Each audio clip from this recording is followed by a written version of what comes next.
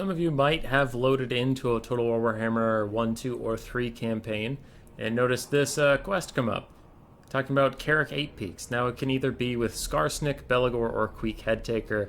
You will get this quest telling you to go retake Karak 8 Peaks, and if you do, you get a campaign long buff. Why? Why do we care about this place? What is it? Let's find out.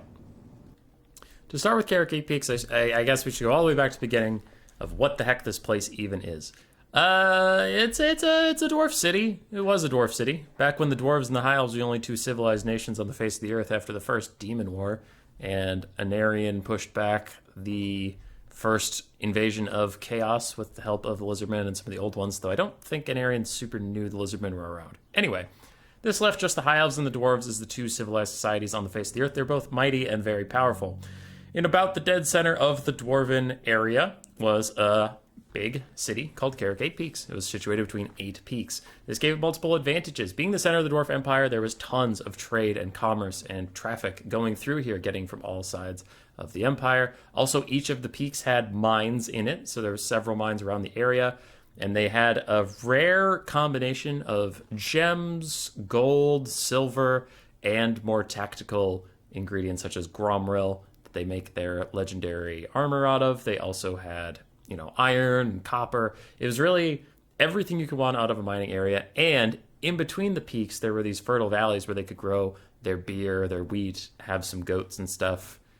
So there was agriculture, there was commerce, there was a plenty of resources for them to harvest, and it was an island. It was not an island that you think of in the form of water, the thing sitting right in front of you here. It was an island more philosophically. It was in the middle of the Badlands. So take this island and surround it with, let's call them, sharks. All right, there's sharks all over the place. The Badlands are impossible to get over on foot, otherwise you'll be marauded by greenskins. But Karak 8 Peaks didn't go by foot. They had the underway, all those underground tunnels. So the only way onto this island was about as effective as these sharks getting onto this island. To get into Karak 8 Peaks, greenskins would pretty much just flop up against very high walls, very well-defended corridors, and they would get shot. They would get shot by thunderers, crossbows, archers, all those things. And if they ever did get through anywhere, there was a ton of narrow choke points for the dwarves to mount a defensive wall and just beat the shit out of you. So it was about as effective as these sharks flopping up onto the beach of an island and just kind of tossing around in the sand until they die. There was no shot, zero chance Karak 8 Peaks was ever going to get taken. It could be defended by 12 guys versus 1,000, and it would be fine. But things were not fine forever, because Mazda Mundi happened. Yay, Mazda Mundi! Big Dick Mazda shows up, and he has his own reasons for doing this, but the dwarves don't know that. Big Dick Mazda takes the tectonic plates of the world, and he goes, what if we just shift it around? That sounds super duper. And then your island becomes much more like this, and Mazda fucks off. He's like, I did my thing. So Mazda didn't really think about the dwarves when he was moving the tectonic plates around. So now, Karak 8 Peaks is not above the Badlands with an invincible tunnel system underneath it that the greenskins couldn't penetrate. Now it was a sunken city. And sharks with a sunken city have a lot better chance against people.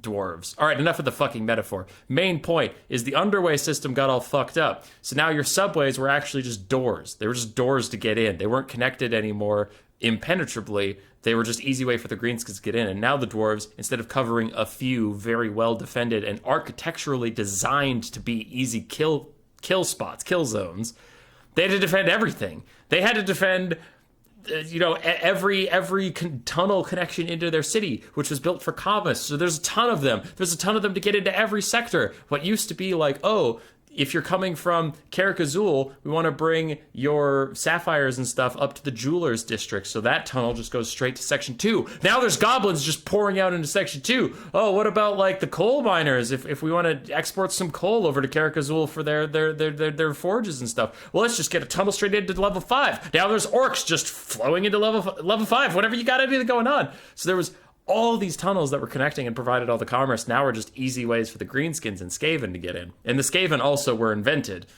between this point. The Skaven didn't used to exist. So the Skaven show up, using these tunnels. Greenskins use these tunnels. All of a sudden, the dwarves are way outmatched, way outgunned, and they get pushed out. And the Karak 8 Peaks is abandoned. Completely abandoned. Well, Greenskin tribes live there and poop there and shit, but that's about it.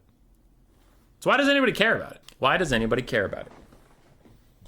It used to be great. It's not anymore. So who cares? Well, 3 characters care. First is Belgar Ironhammer. He's a dwarven prince, I guess, because he's not officially a king before he has land to rule over. His family came from Karak 8 Peaks. They used to be very wealthy. Now, obviously, they are not. It's one of the greatest books in the Clan Angren's Great Book of Grudges that Karak 8 Peaks was taken from them. So Belgar, being brash as he is, he takes the last of his family's riches, the last of his family's line, and charges over there with a very small army relative to what he needed to take the damn place. Charges over there with a relatively small army, sets up in the outpost on the very top of Karak 8 Peaks, so on the surface level. He's not down in the mines.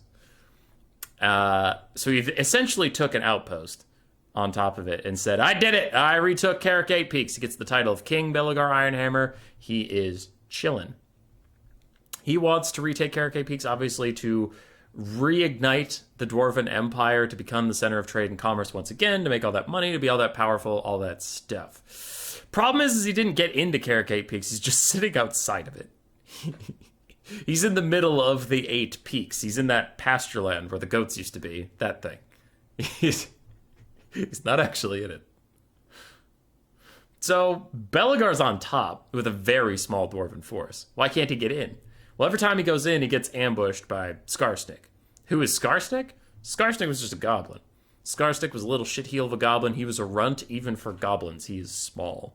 But he befriended a squig, a big cave squig named Gobla, and kind of tricked, trapped, stole, and diplomacied his way to the top of his clan. It's an entirely goblin clan, and then he carved out a niche for himself in the Karak 8 Peaks, eventually battling his way to the top of all greenskins and just taking this previously dwarven fort for himself. It doesn't provide him a lot of riches, it just provides him a home, a place to call his own. He also has a nearby ally just across the street in Gorfang Rotgut, who is over in Blackfire Pass. And Gorfang is generally content having Scarsnake around. Gorfang, not to go into him too much, he is a merchant of an orc, which is very strange. So he likes having a neighbor that isn't going to fuck with him, and Scarsnake's not going to fuck with him. Scarsnake's busy doing his own things. Scarsnake's a goblin. Gorfang doesn't consider him much of a threat, but Scarsnake is rather crafty, and Gorfang likes that because he's not dumb, you know? So Scarsnake can see what Gorfang's doing and also knows that just stay out of it. So that's Scarsnake's whole deal. He has an orc nearby who likes him. He's battled his way to the top of Karak 8 Peaks, and now some dwarves conveniently showed up for him to brutally murder. All right, end of story, job done. Scarsnake just wants to be in this place. Well, then there's the Skaven. A giant Skaven army showed up, like a giant Skaven army. Scarsnake completely shit his pants, had no idea what was going on, and Scarsnake, even though he's an excellent commander, he is running a force of pretty much only goblins and some trolls, and he's all of a sudden outnumbered about 15-1 by better armed Skaven. With no idea what's going on, Scarsnake collapses a lot of tunnels, and in enters Queek. So why is Queek here? Queek's here because Lord Nodwell told him to be here. Queek doesn't care about Well, he cares about Karak 8 Peaks, but he didn't before Lord Nodwell told him to go there. Who is Lord Nodwell? Who's Queek? What the hell's going on? Queek Headtaker is he's a doer. He's a mover and a shaker. That's all he really wants to do in life. He wants to fight. He wants to find the biggest guy who wants to fight him. He wants to take things. He wants to burn things. That's Queek. Queek does stuff. Lord Nodwell is the leader of Clan Moors, the best warrior clan that Skaven have. And just the best warrior clan. They don't have the best warriors, but as a whole, there's a shit ton of them. So Lord Nodwell has a bunch of schemes, he has a bunch of plans, he has a bunch of strategies. He needs Queek to go do things, because most Skaven, 99.95% of Skaven you will ever run into, you tell them to go do something, they will kind of do it, and then they'll consider how to better their position. They'll usually betray some people on the way. They'll fuck it up. They'll just completely fuck it up, and you're never going to get done what you need to get done. That's why Skaven haven't taken over the world. Queek is not like that. Lord Nodwell bred him to be single-mindedly obedient about a task. And while Queek is a little unruly, Queek is a little he's unhinged, he always does what he's told to do, right? So if Lord Nodwell gets together 100,000 Skaven warriors and some catapults and rat ogres and all these things, and he's like, I need this city taken. Queek, take that city. Queek says, you got it, boss, and he'll chuck his army at the walls. Cool. What does that have to do with Karak Eight Peaks? Well, when Nodwell doesn't have a plan, he puts Queek in Karak Eight Peaks, because Karak Eight Peaks is supposedly impossible to take. Skaven leaders have been trying forever, and they often, they keep betraying each other, so they can't get there. So it's this unattainable prize for Skavendom. It was hard to take from the dwarves, and now it's hard to take from the greenskins. So Lord Nodwell just shoves Queek there whenever he doesn't have an immediate task. It's like, stay out of trouble, but be where I know how to find you. So when things go up, he doesn't have to search the world wondering where Queek is. It's just go to Karak Eight Peaks, pull Queek out of there, have him do the job for you, shove him back in. So as a reward for one of his campaigns, Lord Nodwell bestowed the entirety of Karak Eight Peaks to Queek. He has no authority to do that, but Queek doesn't care. As far as he knows, his boss just gave him a whole place. So he's just trying to get the people out of his house. Queek doesn't know that he can't take this place. Queek doesn't know that he's never meant to win. Queek's just busy. He's just busy trying to clear it out. So Scarsnake he has closed a lot of the tunnels to the central area where he has his main greenskin camp, and whenever Queek gets even remotely close to finding him, he either has some clever subterfuge to get Queek to go the wrong way, or he'll collapse some more tunnels, dig some other ones elsewhere. He very, very rarely takes an open fight with Queek. It's all about traps and things.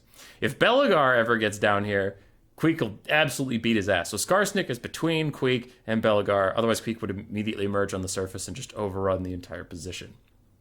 So Scarsnake is beset on two fronts, by the Skaven trying to find him and kill him with their superior numbers, and between the dwarves, who occasionally send a small party down to try and get further into the deeps, and then Scarsnake just kills them for fun. So Belegar does not have the strength at all to take this place. Scarsnake currently holds it, and doesn't have the strength to hold it in an open fight, plus he doesn't have a plan for what to do with it now that he has it, and Queek wants it, and he doesn't know why he wants it, but he has a force big enough to take it if he can find anybody in it. So that's Karak Eight Peaks. That's why it even exists. That's why it even matters. The dwarves want it to be their home. It is Scarsnake's home, and Queek was promised it by a guy who doesn't own it. That's why they all want it. Hopefully that gives you some sort of purpose if you ever play another Karak Eight Peaks campaign. Yeah, that's what I got for you. Goodbye. Roar. Subscribe, yes.